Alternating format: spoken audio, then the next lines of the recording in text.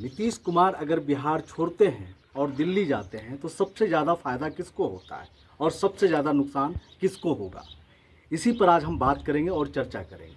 देखिए, नीतीश कुमार अगर बिहार की राजनीति से दूर होते हैं तो सबसे ज़्यादा अगर नुकसान होगा तो वो किसको होगा, और सबसे ज़्यादा अगर फ़ायदा होगा तो वो किसको होगा।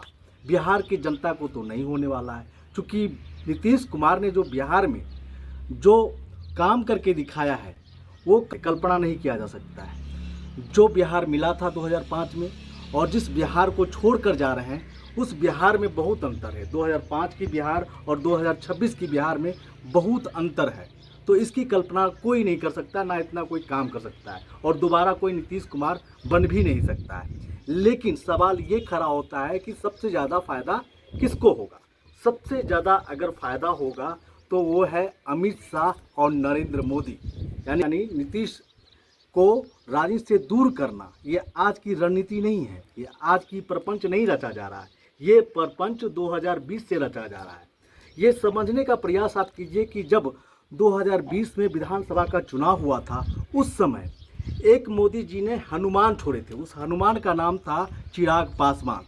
चिराग पासवान माननीय नरेंद्र मोदी जी का हनुमान बताते थे, और वो वहाँ चुनाव लड़े जहाँ जहाँ नीतीश कुमार अपने कैंडिडेट को जदयू के टिकट पे खड़ा किया था, और नुकसान हुआ भी, लेकिन उतना नुकसान नहीं कर पाए जितना मोदी चाहते थे। इसलिए उस समय नीतीश को सीएम पद से हटाना मुश्किल ही नहीं, नामुमकिन भी था। इसलिए थोड़ा इंतजार करना पड़ा भाजपा को। हालांकि जो हनुमान थे वो अपना कारनामा कर दिखाए थे, क्योंकि जहाँ जहाँ नीतीश कुमार अपना कैंडिडेट खड़ा किए उसके विरोध में चिराग पासवान भी अपना कैंडिडेट खड़ा किया। नतीजा ये हुआ कि नीतीश जी को मात्र 40 से 45 सीट मिला और भाजपा को 80 सीट मिला और 85 सीट विपक्ष को मिला, यानी कि आरजेडी को मिला। यानी कि एक तरफ विपक्ष मजबूत खाते में चला गया और जो पक्ष था वो कमज़ोर हो गया। खास करके नीतीश कुमार तीसरे नंबर के पार्टी बन गए बिहार में, लेकिन उनको उखाड़ फेंकना इतना भी आसान नहीं था। धीरे धीरे वो प्रपंच और भी ज़्यादा गहरा होता चला गया। भाजपा के कोटे से संजय झा आते हैं जदयू में, जदयू के कोटे से वो राज्यसभा भेजे जाते हैं, और उसके बाद जदयू के सारे मास्टर प्लान को वो लीक करते जाते हैं, भाजपा को देते जाते हैं। समझिए किस तरह से जदयू को कमज़ोर करने का जो ये पूरा प्रपंच रचा गया वो एक दिन का नहीं है। यानी कि पूरे 5 साल लगा है बीजेपी को जदयू को ख़त्म करने में। तब जाकर के नीतीश कुमार मानने के लिए ये तैयार हो गए कि हम राज्यसभा खुशी खुशी जा रहे हैं। अब समझने वाली ये बात है, क्या मुख्यमंत्री के पद से राज्यसभा का पद ज़्यादा बड़ा है? अगर ज़्यादा बड़ा है तो पहले भी जदयू कोटे से कई राज्यसभा भेजे गए हैं, क्यों नहीं पहले ही चले गए राज्यसभा नीतीश जी? आज क्यों जाने का नौबत आ गई? तो बात यह है कि नीतीश कुमार को मजबूर किया गया, और मजबूर कैसे किया गया वो समझना अति आवश्यक है। अब समझिए इस बात को कि जब भाजपा से एक टीम संजय झा जदयू ज्वाइन करते हैं और जदयू में वो जदयू कोटे से वो राज्यसभा सांसद भी बनते हैं, यहाँ तक कि जदयू के राष्ट्रीय अध्यक्ष भी बन जाते हैं, तब जाकर के जदयू का सारा मास्टर प्लान लीक किए करते हैं, और उसके बाद धीरे धीरे जदयू कमज़ोर होती चली जाती है। यानी कि जब सारे सेनापति को घेर लिया तो राजा अकेला क्या करेगा? छटपटा करके वो कहेंगे चलो मालिक जहाँ बैठाना है बैठा लो। वही हाल हुआ है नीतीश कुमार के साथ। अब समझिए कि नीतीश कुमार को जिस तरह से घेरा गया है और जिस तरह से घेर करके राज्यसभा भेज करके और एक समाजवादी नेता को राजनीति से खत्म कर दिया गया, यानी कि राजनीतिक हत्या कर दिया गया उनका। अब समझिए कि बिहार एक समाजवादी धरती रही है, जहां कर्पूरी ठाकुर हुए, जहां लोकनायक जयप्रकाश हुए, जहां भोला पासवान शास्त्री जैसे मुख्यमंत्री बने। बिहार की धरती है वो समाजवादियों का धरती रहा है, और नीतीश कुमार उस चीज़ों को और आगे बढ़ाया।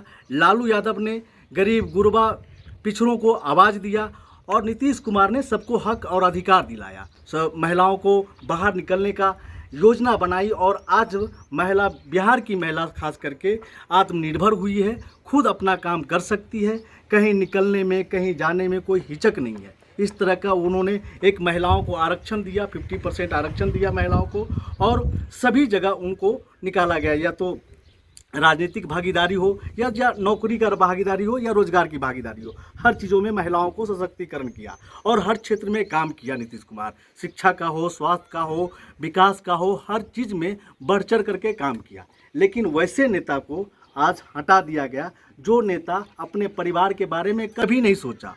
नीतीश कुमार के पास अगर संपत्ति के मामले में अगर बात करें तो एक घर और एक कार है, यानी कि लगभग 20 से 25 लाख की संपत्ति नीतीश कुमार के पास आज भी है। अब समझ जाइए, एक मजदूर भी अपनी ज़िंदगी में अगर काम करता है तो लगभग 50-60 लाख की संपत्ति बना लेता है। लेकिन बिहार के एक ऐसे मुख्यमंत्री, वर्तमान मुख्यमंत्री हैं, जिनका संपत्ति आज भी 20 से 25 लाख रुपया है। तो ये सोचने वाली बात है। जो आदमी कभी अपने बारे में नहीं सोचा, हमेशा बिहार के बारे में सोचा, हमेशा बिहार की जनता को अपना परिवार समझा, उस आदमी को किस तरह से परपंच रच करके दिल्ली शिफ्ट कर दिया गया। और दिल्ली शिफ्ट होते ही भाजपा कुर्सी के लिए क्या कर सकती है ये समझना जरूरी है।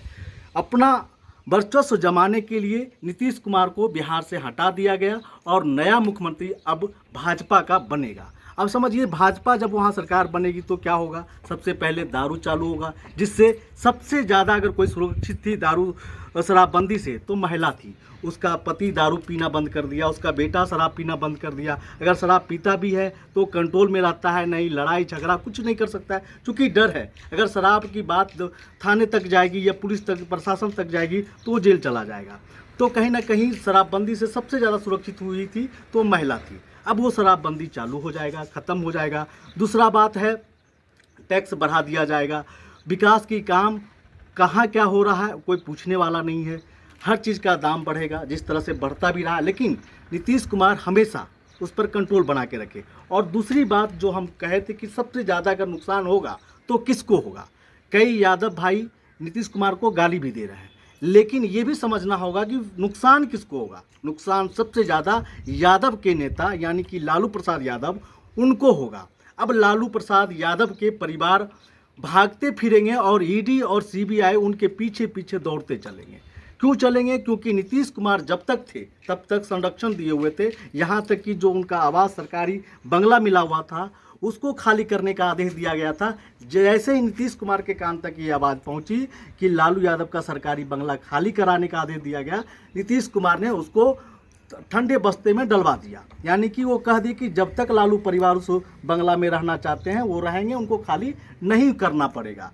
तो समझ जाइए कि जिस चीज़ों को लेकर के इतना ब्रेकिंग न्यूज़ बना कि लालू परिवार, राबड़ी परिवार बंगला खाली करेंगे, उस चीज़ों को भी उन्होंने रोका। और हमेशा बड़े भाई के रूप में लालू यादव को नीतीश कुमार मानते भी थे। आप कई बार देखे होंगे जब लोकसभा सांसद बने थे नीतीश जी और लालू जी, तो नोक झोंक भी होता था और बड़ा प्यारा सा नोक झोंक होता था। नीतीश जी कहते थे कि लालू जी की वजह से सभी सांसदों का मन लगा हुआ रहता है। वहीं लालू जी भी कहते थे कि हमारा एक छोटा भाई उधर चला गया, जिसके पीठ पर आज हमको हथौड़ा चलाना पड़ रहा है, गदा चलाना पड़ रहा है। तो दोनों का जो प्यारा सा नोक झोंक था, जो रिश्ता था, वो पता है कि दोनों का रिश्ता कितना मजबूत था। तो आज के डेट में सबसे ज़्यादा अगर नुकसान होगा तो वो है लालू परिवार, यानी यादव के सबसे बड़े नेता लालू यादव को सबसे ज़्यादा नुकसान होगा। यानी कि नीतीश कुमार जब शिफ्ट होते हैं राजनीति, बिहार की राजनीति से जब वो पलायन करेंगे, जब ख़त्म हो जाएंगे, तो सबसे ज़्यादा नुकसान होगा लालू परिवार को। और जो यादव आज भी गाली दे रहा है कि नीतीश कुमार ने सबसे ज़्यादा नुकसान किया है लालू यादव को, तो ऐसा बात नहीं है। अगर ऐसा होता तो तेजस्वी यादव पिछले चुनाव यानी 2025 से लेकर के 26 तक चुनावी प्रचार में भी नीतीश कुमार के खिलाफ एक शब्द नहीं बोले।